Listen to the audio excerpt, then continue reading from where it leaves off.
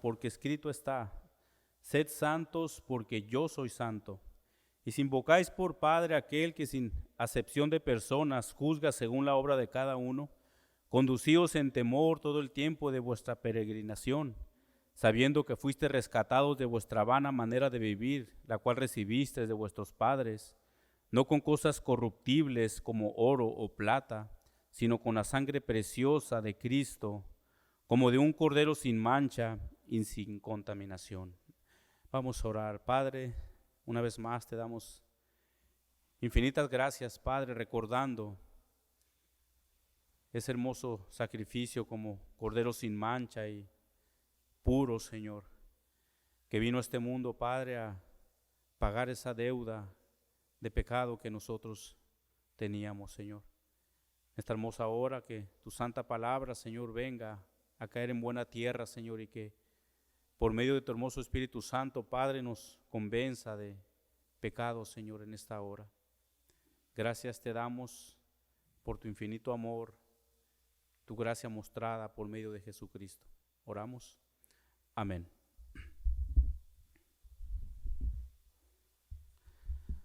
La última semana, hermanos, pues aprendimos que el apóstol Pedro animó a los creyentes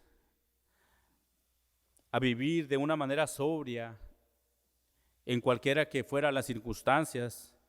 Recordemos que ellos estaban pasando por una fuerte persecución a causa del evangelio y a manera, hermanos, también de aplicación como iglesia. Sabemos que el servir a Cristo, hermanos, el buscar del Señor no es fácil.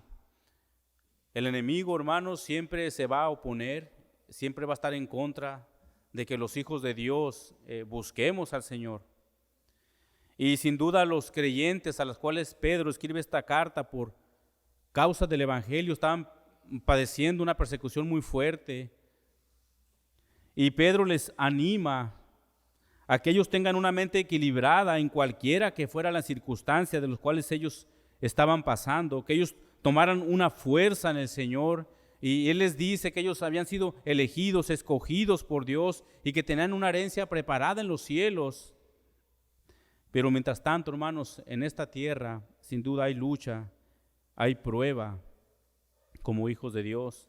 Pedro también les anima a vivir una vida en santidad como unos hijos obedientes conforme al llamamiento que el Señor les había dado. De igual manera también a nosotros el Señor nos manda, hermanos, a que vivamos de una vida conforme al mandato que el Señor nos ha mandado. En esta mañana vamos a ver el tema de la santidad que Dios ordena a sus hijos. El tema de la santidad es sumamente importante, tan importante que Dios la dejó escrita en la palabra de Dios y está reiteradamente en varios versículos y en varios libros de la Biblia. También vamos a examinar si como hijos de Dios estamos siendo santificados progresivamente y si estamos como hijos de Dios apartándonos de todos los pecados que tocan a nuestra puerta diariamente. Vamos ahí, pongan sus ojos en el texto, versículo 16, la primera frase dice, porque escrito está. Estos versículos podemos ver, hermanos, tres razones por las que el creyente debe vivir una vida en santidad y agradándole a Dios. Tres razones. Número uno es que las Escrituras exigen santidad a sus hijos, al pueblo de Dios. Número dos, Dios nos llama a ser santos en cada aspecto de nuestra vida. Y número tres, porque Él es santo. Esas tres razones las vamos a mirar únicamente en el versículo 16. La primera de ellas vamos a mirar, la número uno es, las Escrituras exigen la santidad. Pedro está diciendo, hermanos, que en las Escrituras Dios escribió un mandato que salió directamente de su boca. Este mandato no es de un hombre común y corriente como cada uno de nosotros. Ese mandato es directamente por Dios. Podemos ver que las Escrituras son para nosotros una fuente de autoridad para la iglesia. Nosotros como iglesia bíblica, hermanos, nos regimos por lo que la palabra de Dios nos dice no por lo que está afuera de ella. Y podemos mirar que las Escrituras, hermanos, es una fuente de autoridad para nuestra iglesia. Algo que lamentablemente en muchas iglesias no toman tan en serio. Muchas iglesias le dan más autoridad al pragmatismo que a la misma palabra de Dios. Para entender un poco lo que se refiere al pragmatismo, tomé unas palabras de Josias Grauman, hermano, y lo voy a leer como él lo dijo. El pragmatismo es la idea de que si algo funciona es bueno. Por ejemplo, si en un servicio la palabra de Dios se predica y no hay almas que se salven, los líderes comienzan a usar otro tipo de ideas para poder atraer a las personas a las iglesias, más luces, más cantos. Y después de esto, más gente profesa a Cristo. Los líderes dicen, esto está funcionando, Dios está bendiciendo a la iglesia, entonces Dios está agradando con estas cosas o ideas externas fuera de la palabra de Dios. Entonces Dios se agrada de esto. Fin de la cita. Entonces, hermanos, se tiene un problema en este tipo de ideas porque los líderes de algunas iglesias están poniendo por encima de la Escritura todo lo que ellos creen o todo lo que ellos piensan que funciona, y están usando métodos carnales para poder traer a las personas a las iglesias. Organizan bailes festivos, fiestas mexicanas y un sinfín de cosas en el mundo. La amada iglesia, nosotros somos puestos aquí en la tierra y nos regimos por la palabra del Señor, y lo único que la iglesia, la misión que tiene aquí en la iglesia, hermanos, es llevar el evangelio a las almas perdidas. Como iglesia debemos ser atalayas para ir a anunciar a las personas las buenas nuevas de salvación. Es lo que mis hermanos hicieron el día de ayer. Mi hermano Dani, pastor. Ese es el trabajo de la iglesia. Esa es la gran comisión, pero para muchos es la gran omisión. Nosotros, como iglesia, estamos en este mundo, hermanos, para llevar las buenas nuevas del evangelio, quizás a tu familia, a tus vecinos, pero tú, como parte de la iglesia de Cristo, tienes que llevar las buenas nuevas de salvación. Algunas iglesias logran llenar de personas a sus iglesias, pero muy pocas personas van a Cristo porque hacen a un lado la Escritura. Especialmente Salmo 19, la ley de Jehová es perfecta, que convierte el alma, que transforma el alma. Eso es lo que debemos de hacer como iglesia. Dice Paul Washer, y cito, muchos pastores usan métodos carnales para atraer a la iglesia a personas carnales, y lo último que se tiene es una iglesia carnal, fuera del verdadero evangelio. Pedro nos dice, hermanos, que la fuente de autoridad es la Escritura. Los escritores del Nuevo Testamento frecuentemente se apoyan en el Antiguo para confirmar lo que ellos escribían en sus cartas. Vamos a mirar únicamente un par de ejemplos de ellos. Por ejemplo, Pablo repite lo que estaba en la ley de Moisés en Éxodo 20:12, honra a tu padre y a tu madre para que tus días se alarguen en la tierra que Jehová tu Dios te da. Y en la carta de Efesios, Pablo dice lo mismo, Efesios 6:2, honra a tu padre y a tu madre, que es el primer mandamiento con promesa. Tanto Pablo como Pedro apelan a lo que ya está escrito en las Escrituras, que es nuestra máxima autoridad. Hermanos, no podemos únicamente obedecer unas ciertas cosas escritas en la palabra. Como hijos de Dios, como hijos obedientes, tenemos que esforzarnos a obedecer lo que leemos en la palabra del Señor. Ella es nuestra máxima autoridad, y cuando el creyente deja esa máxima autoridad a un lado, hermanos, ya no está bien delante del Señor. Pedro dice, escrito está. Ustedes recordarán también en la tentación de Jesús en Lucas capítulo 4, ¿ustedes recuerdan esto? Cuando Jesús tuvo hambre, Se presentó Satanás con él y Satanás le dijo: si eres el Hijo de Dios, di esta piedra que se convierta en pan. Jesús le respondió diciéndole: escrito está. Después en el versículo 8, Jesús también se le presenta ofreciéndole a Jesús todos los reinos y toda la gloria. Pero Jesús responde: vete de mí, Satanás, porque escrito está.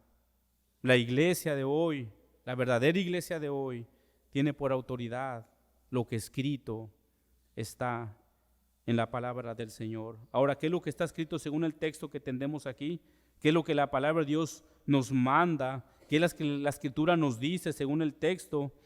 Dice el versículo 16, pongan su vista ahí, porque escrito está: sed santos. Ahora vamos a mirar la segunda razón. La primera de ellas es que debemos ser santos porque está escrito en la palabra. La segunda es que Dios nos manda a ser santos en cada aspecto de nuestra vida. Pedro toma del Antiguo Testamento este mandato que Dios había dado al pueblo de Israel. Pedro usa el pasaje del libro de Levítico, especialmente el capítulo 11:45, que dice: porque yo soy Jehová, que os hago subir de la tierra de Egipto para ser vuestro Dios. Seréis pues santos, porque yo soy santo. Pedro les trae a la memoria a sus lectores este libro de Levítico, que es el tema principal en el libro, es la santidad de Dios. Levítico enseña que los hijos de Dios deben de ser santos porque Él es santo. Tú y yo, si hemos nacido de nuevo, hermanos, nuestro deseo debe de ser buscar la santidad a cada momento de nuestra vida, apartarnos del pecado que nos asedia, el pecado que toca la puerta a tu corazón y a mi corazón. Debemos ser apartados porque Dios lo ordena, porque está escrito en la palabra de Dios. Este mandato Dios también lo había reiterado en otros libros, en la ley de Moisés, por ejemplo, Deuteronomio 7:6, dice: porque tú eres pueblo santo para Jehová tu Dios. Jehová tu Dios te ha escogido para hacerle un pueblo especial, más que todos los pueblos que están sobre la tierra. Jehová le dijo al pueblo de Israel: porque tú eres un pueblo santo para mí. El pueblo de Israel debía de tener una vida muy diferente a los demás pueblos. Ellos debían ser apartados para Dios, para que vivieran en santidad para Él. Amados hermanos, la santidad es el deseo y el deber de todo hijo de Dios. El creyente verdadero debe estar velando y orando en contra de todo pecado que viene a tocar la puerta de nuestro corazón. Tú y yo tenemos el deber de santificarnos progresivamente. Pablo nos dice algunos pecados de los cuales nosotros debemos apartarnos como hijos de Dios. Por ejemplo, ahí Colosenses 3:5 dice: haced pues morir lo terrenal en vosotros: fornicación, impureza, pasiones desordenadas, malos deseos y avaricia, que es idolatría, cosas por las cuales la ira de Dios viene sobre los hijos de desobediencia.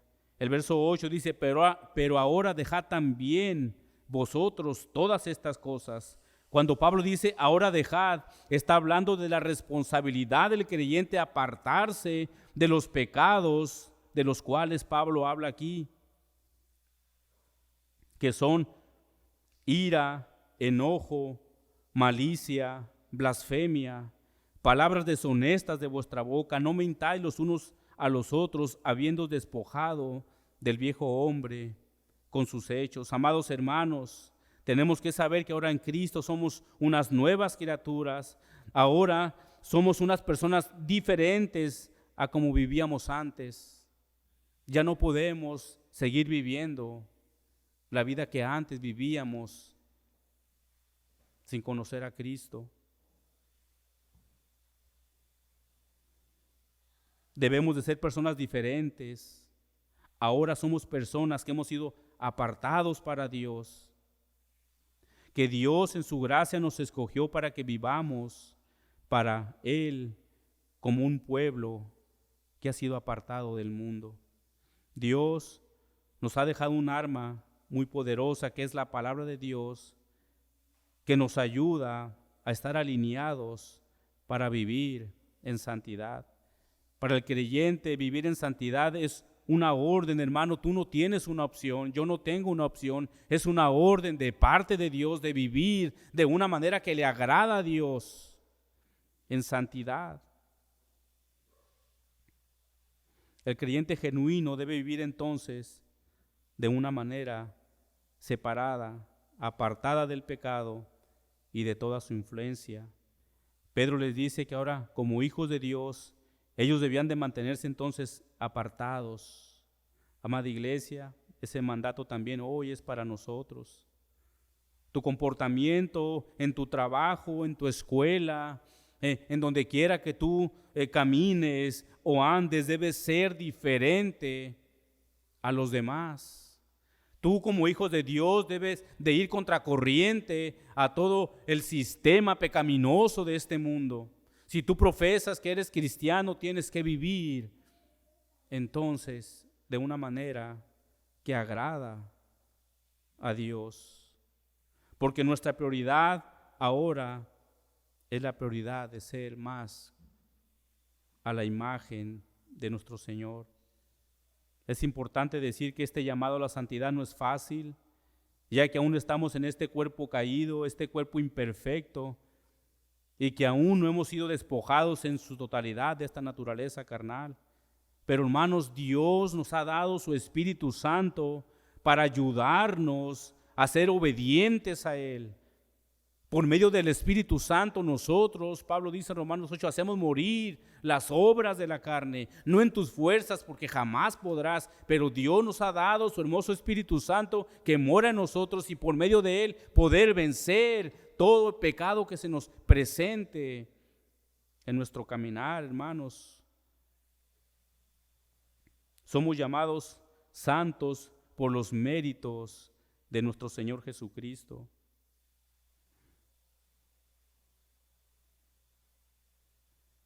Aunque estemos en este cuerpo imperfecto, hermanos, somos llamados santos por medio de la obra redentora de nuestro Señor Jesucristo. Esto es, amada iglesia, gracia, que Él nos haya hecho santos por medio de su Hijo Jesucristo. Dice Hebreos 10:10, y en esa voluntad somos santificados mediante la ofrenda del cuerpo de Jesucristo, hecha una vez y para siempre.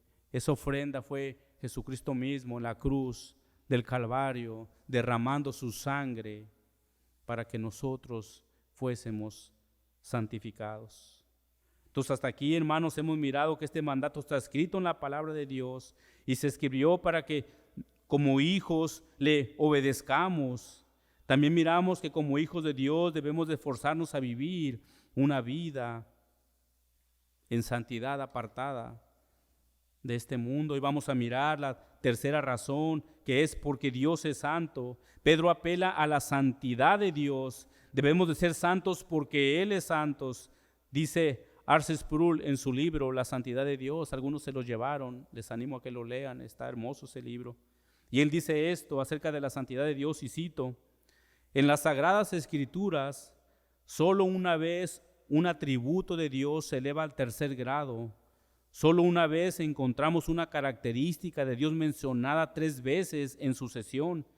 La Biblia dice que Dios es santo, santo, santo.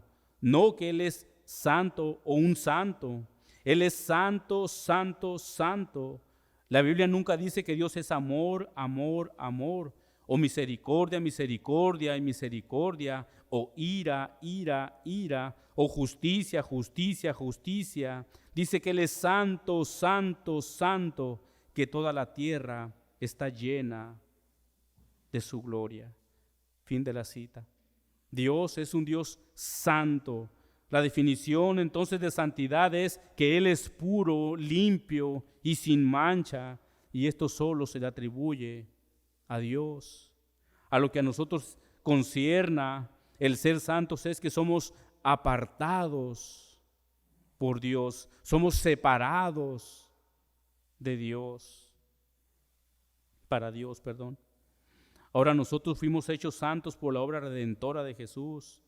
Como hijos de Dios debemos de responder a ese llamado a la santidad. Es lo que dice Colosenses 3:10, y revestidos del nuevo, el cual conforme a la imagen del que lo creó se va renovando hasta el conocimiento pleno. Romanos 8:29, porque a los que antes conoció también los predestinó para que fuesen hechos conforme a la imagen de su Hijo, para que Él sea el primogénito entre muchos hermanos. Amada iglesia, tú y yo somos llamados a la santidad, porque hemos sido hechos a la imagen de Dios. Así que como hijos, y si como hijos llegamos a pecar, que sin duda lo hacemos, pero Dios en su gran misericordia se compadece de nosotros. Y un versículo, hermanos, que trae paz a nuestros corazones aún cuando nosotros pecamos, es 1 de Juan 2, dice: hijitos míos, estas cosas escribo para que no pequéis. Y si alguno hubiera pecado, abogado tenemos con el Padre, a Jesucristo, el justo. Este versículo, hermanos, trae paz a nosotros porque sin duda sabemos que pecamos. Le fallamos a Dios a cada momento de nuestra vida. Ahora esto no es una libertad para que pequemos voluntariamente. Pero cuando pecamos, dice el Espíritu Santo por medio del apóstol Juan, que abogado tenemos con el Padre, a Jesucristo el justo, y Él nos perdona. Debemos acercarnos a Dios con el corazón humillado, un corazón contristado por el pecado, y sin duda el Señor nos perdona. Pongan sus ojos en el versículo 17. Y si invocáis por Padre aquel que sin acepción de personas juzga según la obra de cada uno, conducidos en temor todo el tiempo de vuestra peregrinación.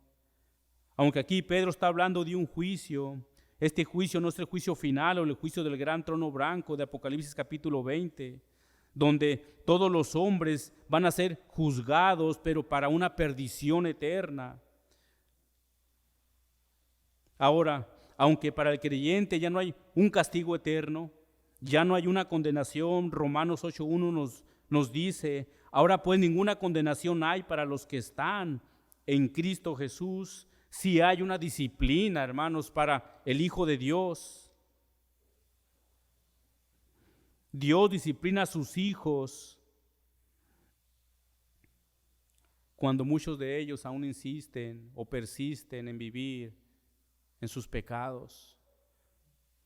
Si tú como creyente persistes vivir en tu pecado, tenlo por seguro que la disciplina de Dios te llegará tarde que temprano si eres hijo de Dios. Porque Dios al que ama, disciplina. Pero si tú no eres un hijo de Dios y únicamente te estás engañando, pasarás entonces al juicio de Apocalipsis 20, el juicio del gran trono blanco, donde entonces serás juzgado para condenación eterna y sin duda ya no habrá oportunidad. Pero si tú eres un hijo de Dios y estás en rebeldía con Dios, tenlo por seguro, hermanos, que Dios te va a disciplinar porque te ama. La disciplina es un acto amoroso de Dios que nos hace voltear a Él con el corazón humilde y decirle: Señor, he pecado contra el cielo, contra ti. Perdona mi pecado. La disciplina o la reprensión de Dios llegan a todos los que son hijos de Dios, porque Él es un Dios de misericordia, amoroso. Su corrección es una señal de amor para sus hijos. La disciplina no es lo mismo que la condena. Dios disciplina a sus hijos, pero no los condena. Dice Charles Spurgeon acerca de la disciplina, y cito, pon atención lo que dice, esto es buenísimo. Dice él: debo ser reprendido porque soy un hijo descarriado y tú un padre cuidadoso, pero no pongas demasiada ira en los tonos de tu voz, trátame con suavidad. Aunque haya pecado gravemente, puedo soportar la ira de todos, pero no la tuya. Castígame si quieres, es el derecho de un padre y soportarlo obedientemente es el deber de un hijo. Pero no conviertas la vara en espada, no golpees hasta matar. Es verdad que mis pecados pueden enartecerte, pero deja que tu misericordia y tu longanimidad apaguen los carbones encendidos de tu ira. No permitas que se me trate como a un enemigo, ni que se me trate como un rebelde. Recuerda tu pacto, tu paternidad y mi fidelidad. Perdona a tu siervo. Fin de la cita. Entonces, amados hermanos, el Hijo de Dios no recibe juicio condenatorio, pero sí recibirá una disciplina amorosa de parte de Dios. Después dice Pedro, ustedes deben conducirse con temor en todo tiempo de vuestra peregrinación. Pedro les da una advertencia a sus lectores. Ellos debían de conducirse en todo tiempo mientras estaban aquí en esta tierra con un temor reverente, dice la Nueva Versión Internacional de ese versículo, ya que invocan como Padre al que juzga con imparcialidad las obras de cada uno. Vivan con temor reverente mientras sean peregrinos en este mundo. Un temor reverente no es un temor de terror, puesto que Pedro les escribió diciendo que ellos son hijos de Dios. Y aunque el mensaje de Pedro no se centra en el juicio, si es algo que como hijos debemos de saber y tomar muy en serio lo que el Señor dice en su palabra. Por esa razón Pedro dice que debemos de vivir con un temor reverente y vivir de una manera que agrade a Dios en santidad. El escritor de Hebreos dice, Hebreos 12:28, así que recibiendo nosotros un reino inconmovible, tengamos gratitud, mediante ella sirvamos a Dios agradándole con temor y reverencia, porque nuestro Dios es un fuego consumidor. Debemos, amada iglesia, de vivir de una manera que agrade a Dios como hijos de Dios. Después dice Pedro, deben vivir en santidad todo el tiempo de vuestra peregrinación. Pedro entonces les recuerda que son peregrinos en esta tierra, solo estarán por un poco de tiempo en comparación con la eternidad. Así que Pedro los exhorta a vivir de una manera sabia en este mundo como hijos de Dios. Y a manera de aplicación, hermanos, eso también es para nosotros. Dice la palabra de Dios que 70, 80 años quizás para el más robusto. En este tiempo es un corto tiempo que estamos aquí de pasada como hijos de Dios. Nada comparable a la eternidad con nuestro Señor. Pero como creyentes en ocasiones se nos olvida esta realidad, que solo estamos de paso en esta tierra y que somos peregrinos y advenedizos. Nosotros en algunas ocasiones somos tratados como gente extraña, sin derechos, personas raras, solo por el hecho de no ser parte del sistema pecaminoso de este mundo, mientras estamos en esta tierra. Pero les escribe diciéndole que no pertenecen a este mundo, al igual que nosotros, amados hermanos, solo estamos de paso en esta tierra y sin duda el sistema pecaminoso del mundo a los hijos de Dios, hermanos, los ven como cosa extraña, como cosa rara. ¿Por qué? Porque no participas en lo que ellos hacen. No eres parte del sistema pecaminoso. Eres un creyente apartado para Dios, para vivir de una manera que le agrada al Señor. Eso debemos de ser tú y yo a cada momento, hermanos. Vamos al texto, versículo 18. Sabiendo que fuiste rescatados de vuestra mala manera de vivir. Después Pedro les recuerda su estado espiritual pasado. Pedro les dijo que ellos vivían de una manera sin sentido, de una manera vana. Y el que Pedro les diga que ellos fueron rescatados de esa manera de vivir muestra la incapacidad humana para poder salvarse a sí mismo, para poder dejar de esa vida pecaminosa en la cual vivía antes. El ser humano nace muerto espiritualmente. Todo lo que hace en esta vida es en vano. Por más esfuerzo que haga el hombre por vivir de una manera correcta espiritualmente, será imposible, simplemente porque el hombre nace muerto espiritualmente. Por más vida moral que pueda tener el hombre sin Cristo, sus obras igualmente lo llevarán al infierno, porque únicamente por la gracia del Señor, Él nos ha rescatado.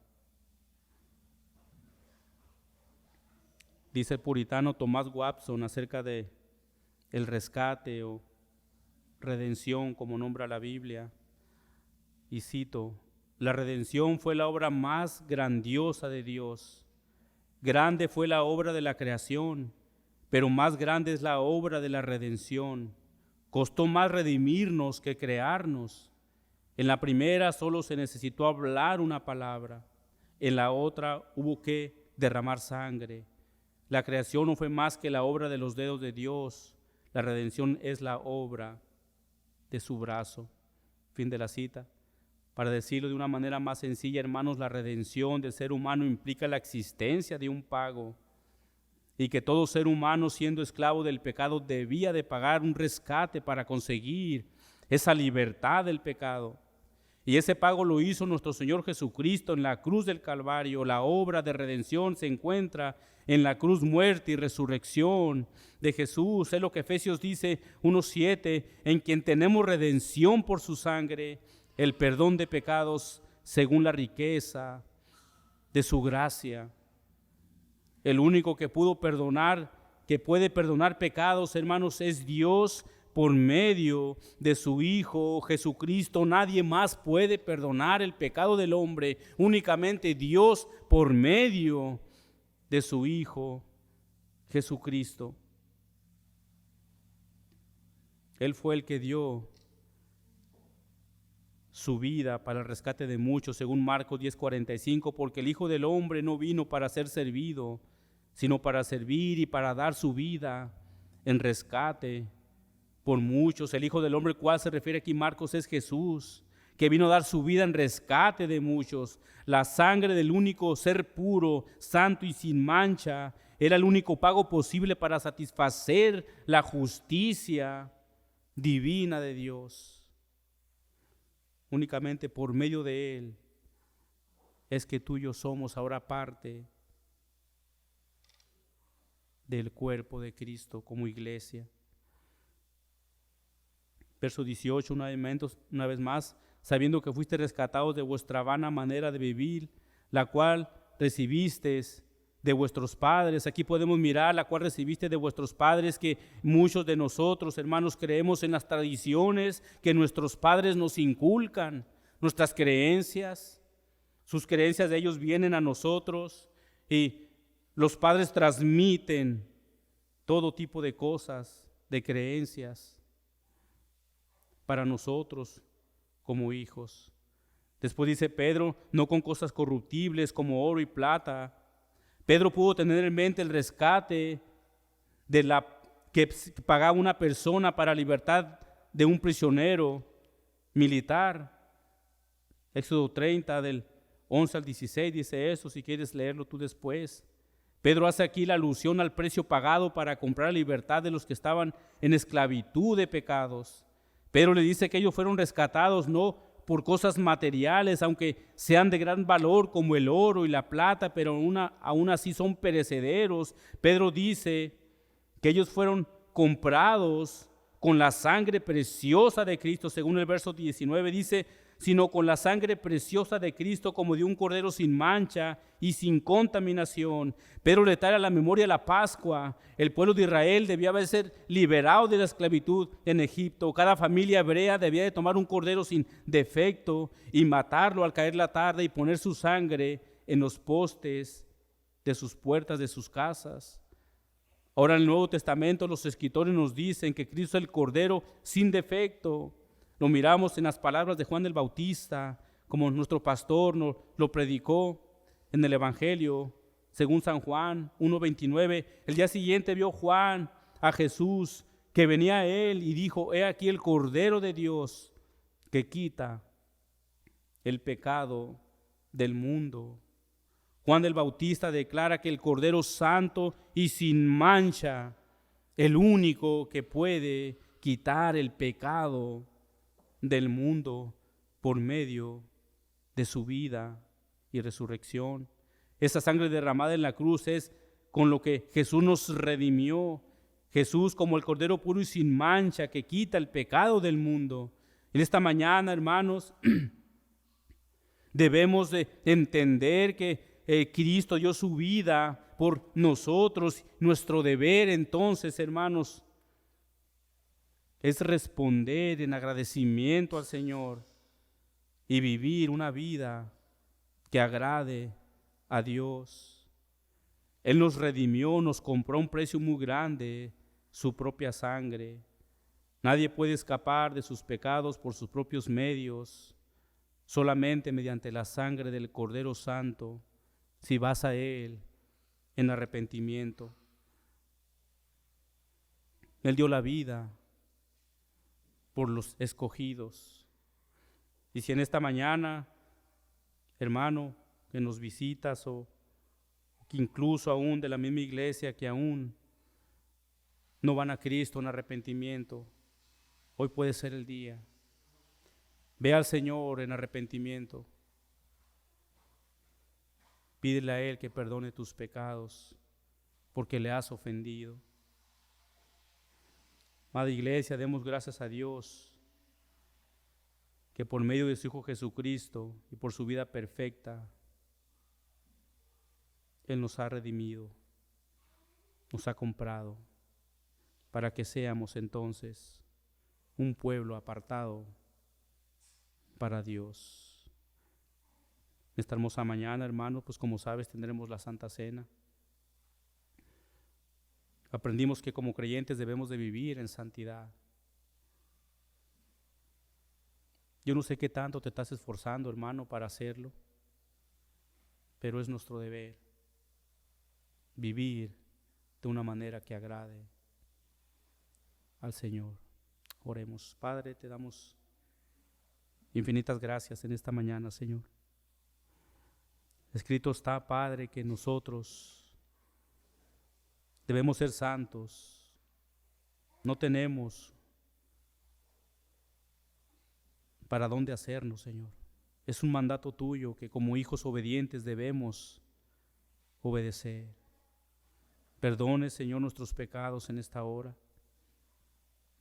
Y prepárenos, Padre, también, Señor, para el acto sublime de la cena del Señor. Gracias, Padre, gracias, Hijo, y gracias, Espíritu Santo. Reciba la gloria por siempre.